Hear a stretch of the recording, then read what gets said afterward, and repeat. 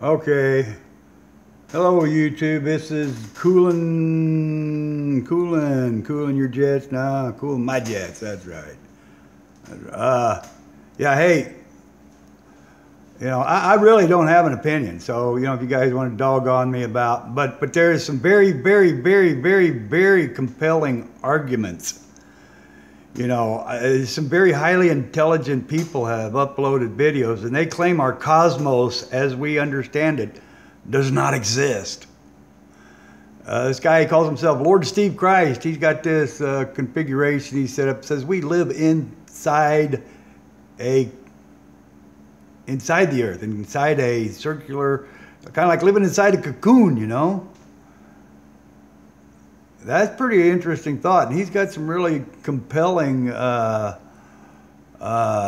ideas about how that is the correct answer. But my thing is, 4.6 light years is the closest star.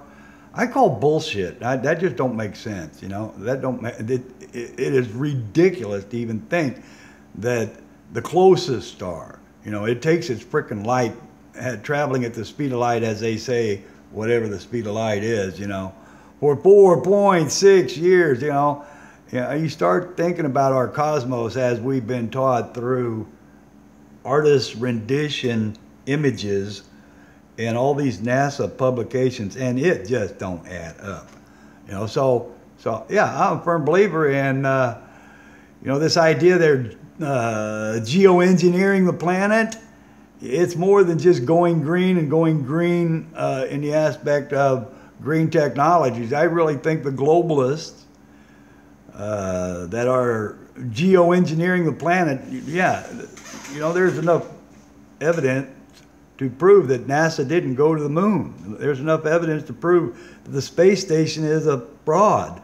There's enough evidence to prove that maybe the Earth is flat, and expands out for millions and millions and millions of miles. That the only separation in space, as we understand it, the only separation is hot, the surface of the Earth, and as it goes up, cold, to the point of the 0 point cold, whatever they talk about, etc., etc. I have no opinion, but I do have to say there is some compelling arguments out there. Anyway, if you want to look at this guy's channel, yeah, he's pretty radical, irate, calls himself Lord Steve Christ. But if you're one of Jehovah's Witnesses, I think, looking into stuff like this is important if you're leaving the organization because of the biblical personification stuff, the application of the Bible stories themselves being just personifications of astrological observance for the reason of trying to analyze our Earth and our cosmos. That's pretty simple when you think about it. The Bible stories are, they were written in story form and encrypted, hidden, stories, because you got to remember the Catholic Church back in those days, if you contradicted the church, you was a heretic, maybe even going to be killed. And when think about this, these stories were designed to be personifications and put out a message without being a heretic. You get it? And also, and I'm a firm believer, some of the stories were used for trade route,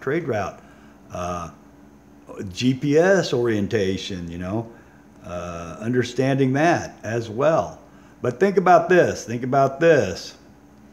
We know for sure now that the sun, our sunlight, never actually dies.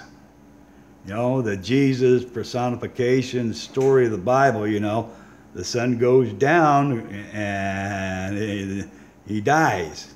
But, of course, the story still applies that he didn't actually die. He lives in the underworld, right? And he does preaching work down in the underworld. The sunlight, the sunlight continues to shine. We know that. So anyway, a lot of things to think about and how they apply to these stories.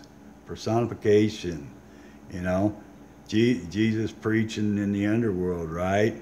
Personification of, and that was when he was dead for 3 days. This is the debate about Was he dead for 3 days? I think Jehovah's Witnesses do this debate. Or was he preaching in the underworld?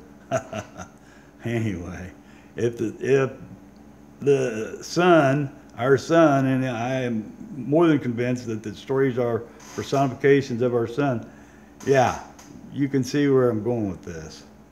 It's endless. But anyway, hey, have a good day. Thanks for watching my videos. Thumbs up, thumbs down, don't matter. And yeah, I'm just kind of barnstorming some videos out here now because my mom's going to take this tablet, and I don't know if I'm going to be able to pick me up another camera or not, so I may not be uploading any videos for probably 10 days or more.